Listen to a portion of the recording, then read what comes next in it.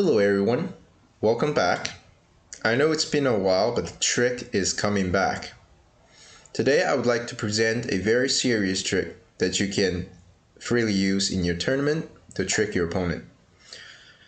When black plays the 3-3, white blocks, black curls, and then white tries to go into the Mies Joseki. If your opponent is not scared, he's probably going to attach on the second line, and we're going into Mies Joseki, which looks something like this. So this is a main variation from Mies Joseki. It is extremely complicated.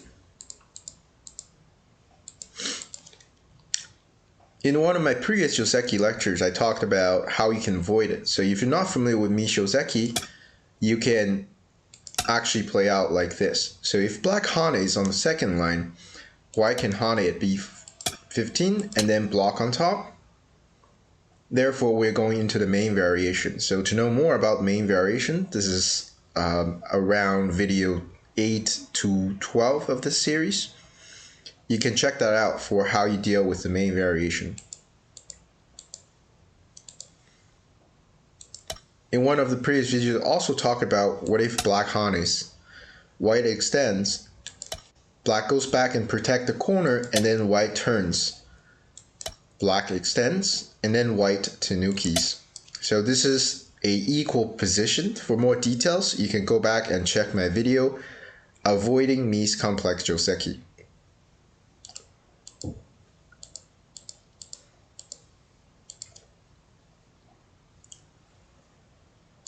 Today I want to talk about what if your opponent wants to avoid Mies Joseki? What can you do in that case? The main variation is obvious for you to block and then black Hanes.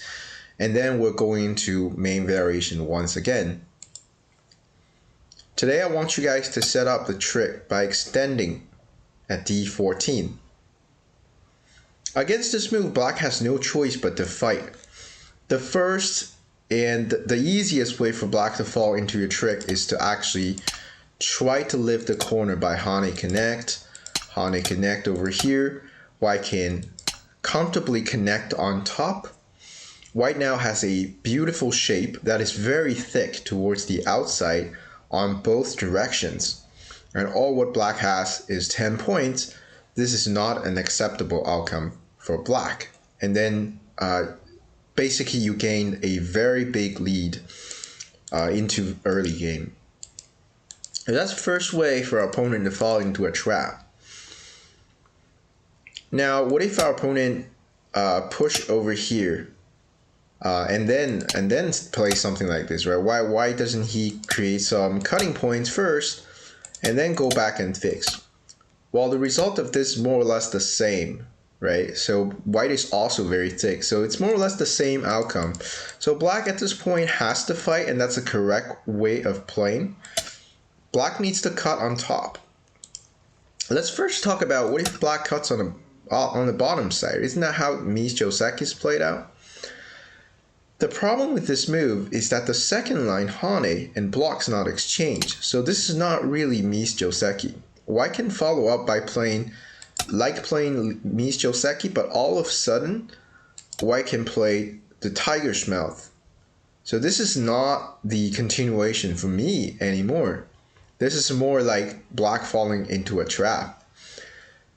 Now, if black Hanes and hoping white would just block here, first of all, white cannot block here, right? This is falling into a trap if you block here, because black has this typical,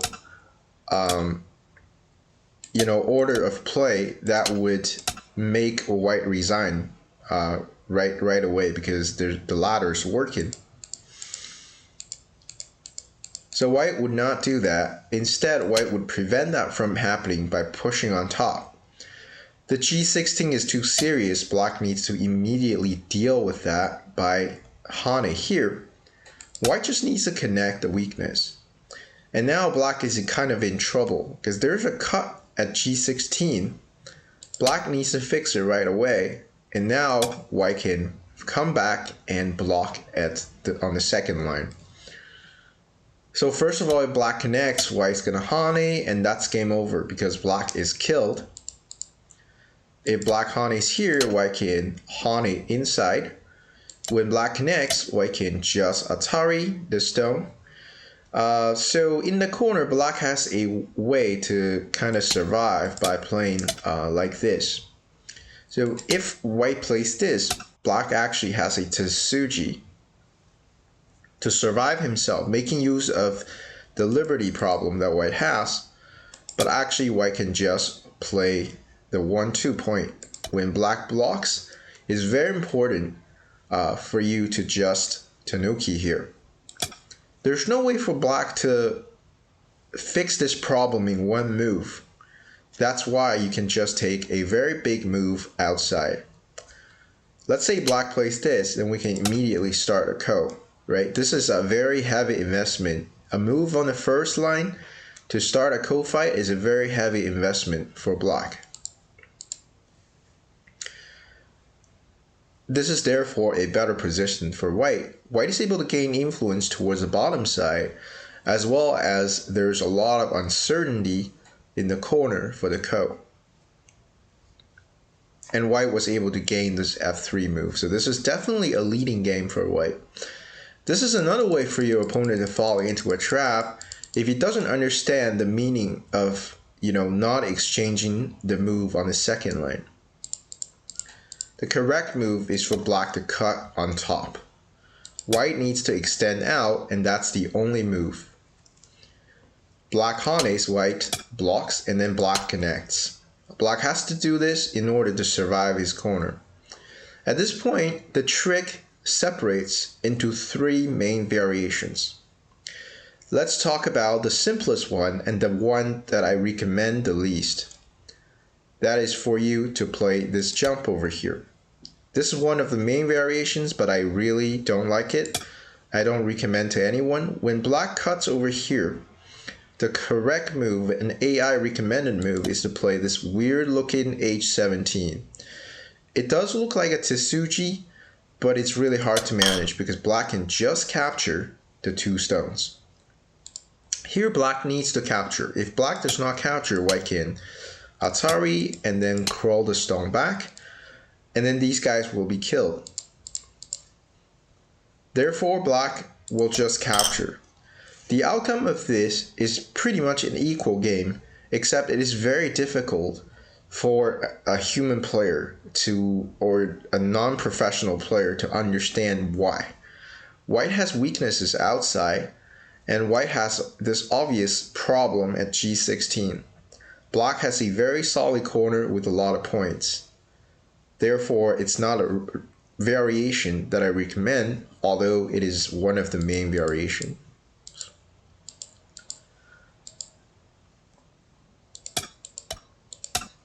The second variation that you can try out in a tournament is to play this G13. This is a very interesting move. So let's say, for example, black plays out the same thing. We can just connect, or we probably don't even have to connect. We can just capture the stone at E14. The result of this is obviously better because white does not have any weakness anymore. And then white has a lot of influence towards the outside. Not to say at some point, not right now, but at some point white can still enclose this side. So black does not like that outcome. Therefore, black needs to drag the stone at E14 out. Now, the better way to drag it out is for black to actually push. This is a very hard to play move, especially if you haven't watched my video. The most intuitive move is to extend out. This is the intuition for most people, but not the best move because white can follow up by jumping over here. This push and cut doesn't work because white can Atari first and then attach. And then I'll leave you to verify that black is dead, and therefore this is game over.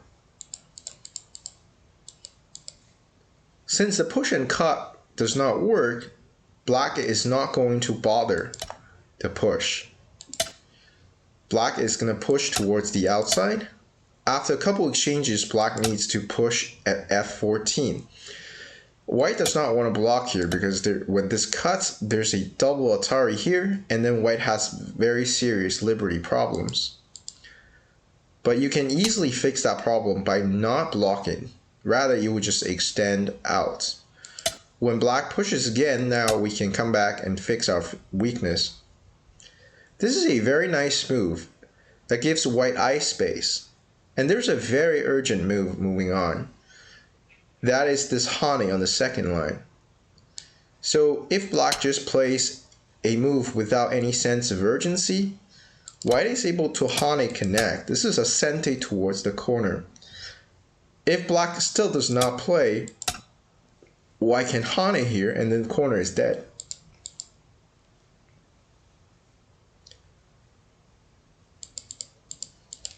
But let's say, for example, if black actually takes this big move, white is able to block on top. This move is huge because it ensures that this dragon has to run for a very long time. But let's say if black runs towards the bottom direction, white is able to gain a lot of territory on this, with his stones on the fourth line, which is a lot of territory. So that is a very awkward fight for black as well. The correct move to not fall into a trap is to push at f14, which is already a little bit hard to detect in an actual game.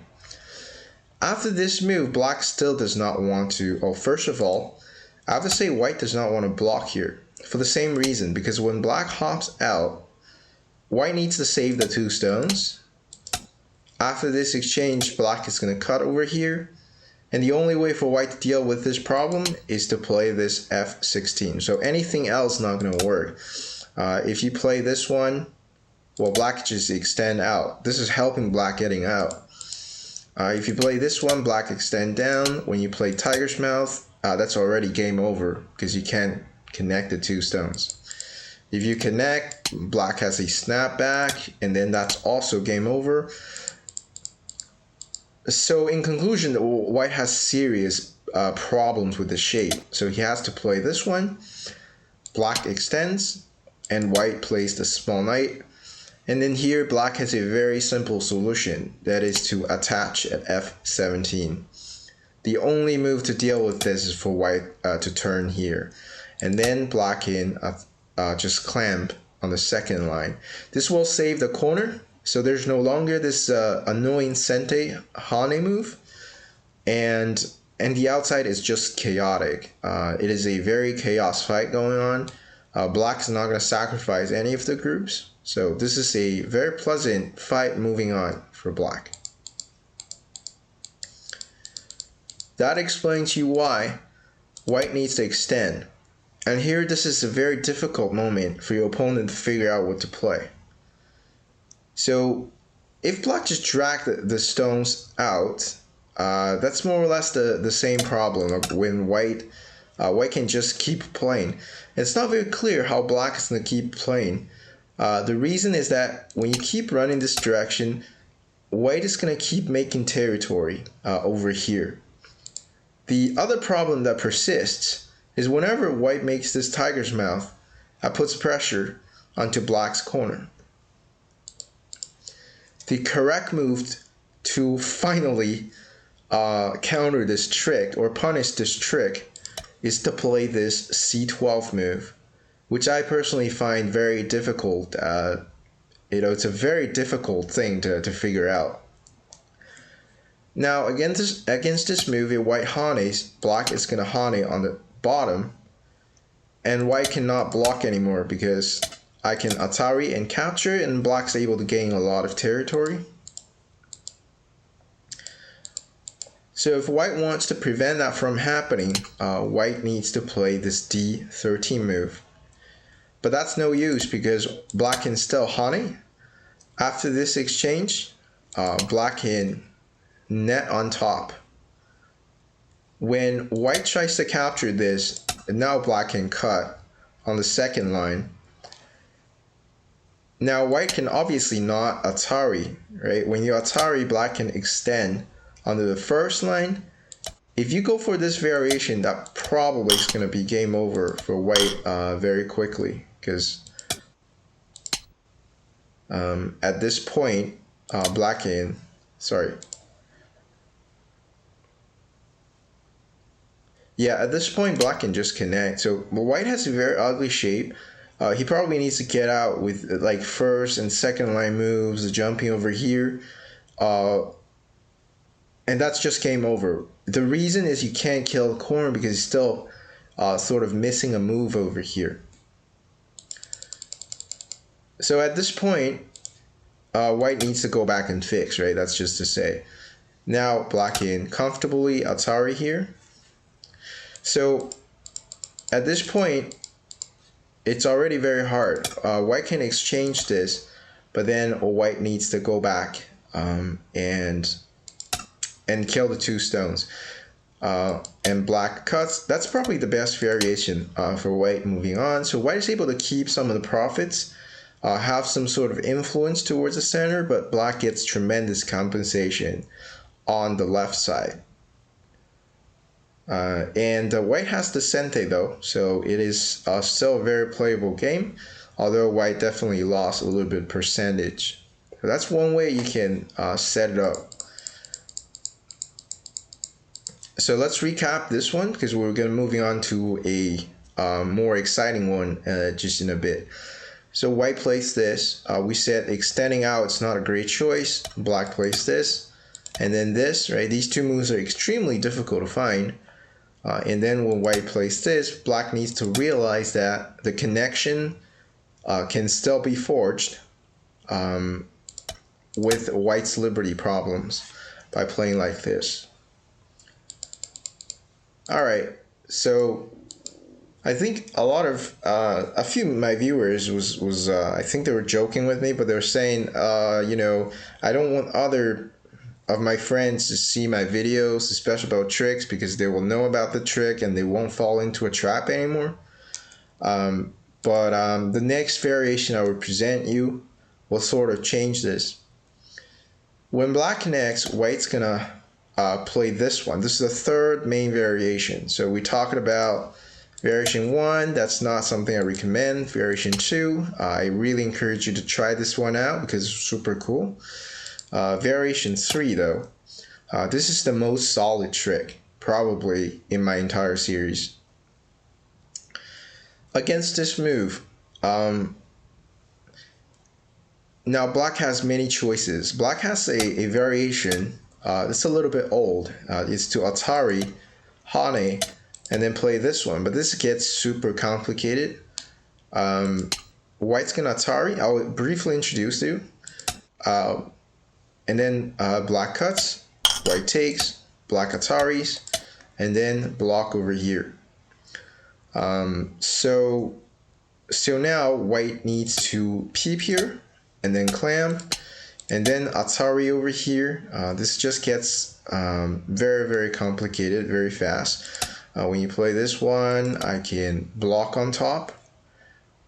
Here, black has the chance to actually make an exchange. So black and Atari and white cap these, and then black take these. This is a more or less equal game moving on. I personally like white because white's next move is the 2-space extension. This will make sure that white gets out with all this as compensation. So comment in the video what you think about this position, right? This is, I personally like white better just because how many stones you're able to capture. All right, why are we back to this variation? Sorry about that. So, well, guess it's a good thing we get to see the variations again.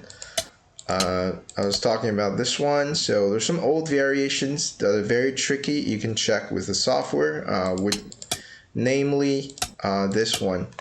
This is a very tricky variation that you can practice on your own.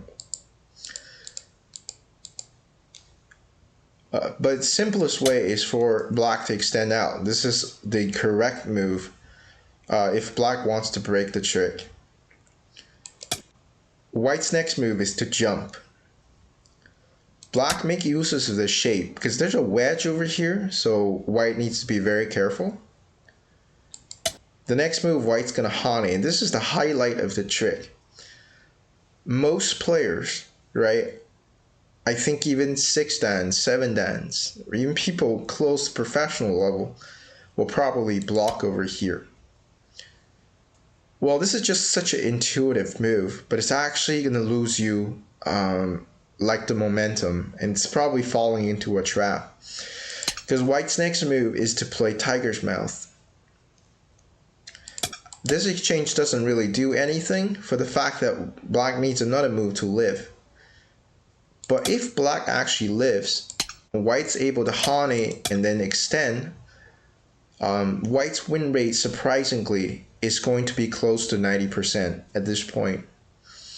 The reason is black's corner is super small with 6 points only, and white is able to this is already more than 6 points, a lot more than 6 points. White has a very strong group over here, and then black has a floating group in the center, and that's just a very heavy leading game for white. Moving on, so this is your opponent falling into a trap, and this is a huge trap. To break this trick, the correct solution is for black to hane on the outside, but this is extremely hard to accept, right? You could have watched my trick video today and still do not understand,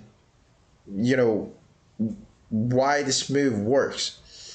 Because next move, white's just gonna crawl, and that's a correct variation.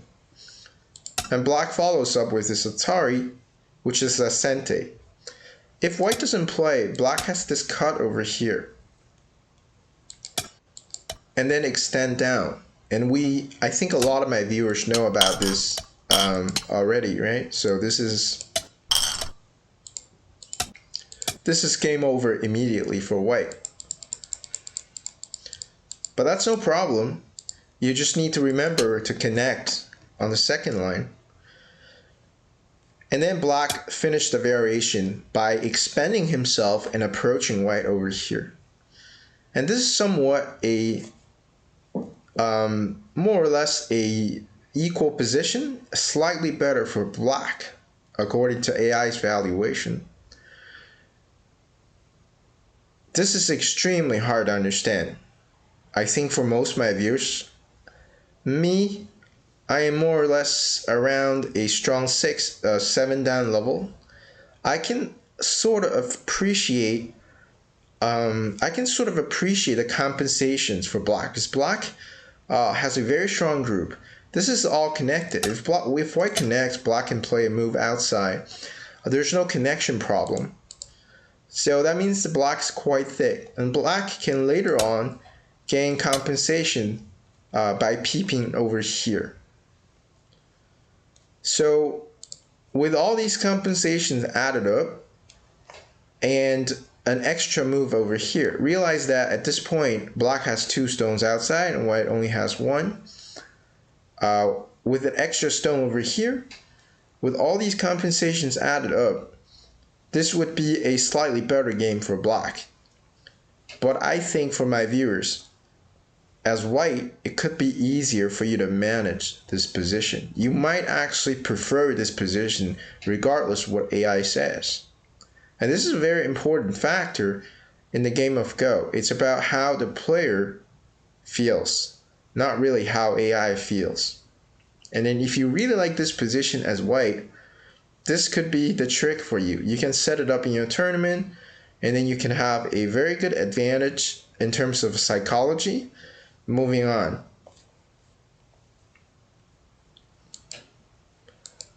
Which is why I really encourage you guys to try out this trick.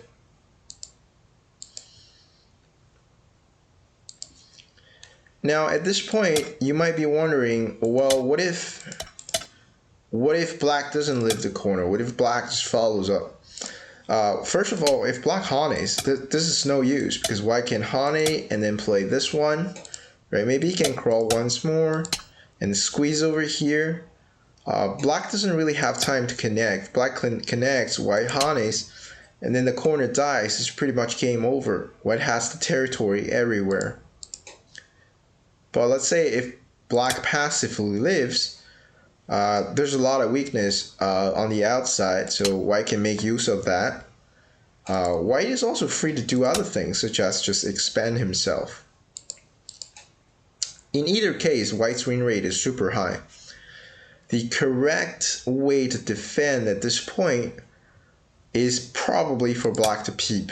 When white connects and then black peeps on the second line to indirectly save the corner. So at this point, if you try to kill, black has, because of the second line stone, black is able to get out from this direction. So that's the only way for black to move forward. It is this idea of indirectly and efficiently fix his corner by threatening white in the meantime. This is really hard to figure out, I personally think. And this is the equal position, actually. This is, white still have ways to deal with this. From attaring outside, there's some weaknesses over here, right? White can play this first and get out, and then black still needs a move in the corner. So this is just really hard to figure out. That's why the correct variation is to Hane. But I mean, I really cannot believe that a lot of my viewers understand like how this is acceptable for black, which is why this trick is very tricky and it's very serious, and it's something that you can use in your tournament. You can feel free to actually use this in your tournament. Even if like your opponent have watched my video, it's still, I mean, it really requires a high level of understanding of this game to be confident moving into this position as black. Alright, so I briefly talked about three variations. I'm pretty sure that a lot of details about this trick that I haven't covered, because this is a quite complicated trick. But I hope you guys enjoyed it. I hope you guys can try it out in your games. If you have any questions, if you encountered any new situations I haven't covered, feel free to comment below the video. And thank you very much for tuning in. Don't forget to like and subscribe to my channel, and I'll see you in the next one.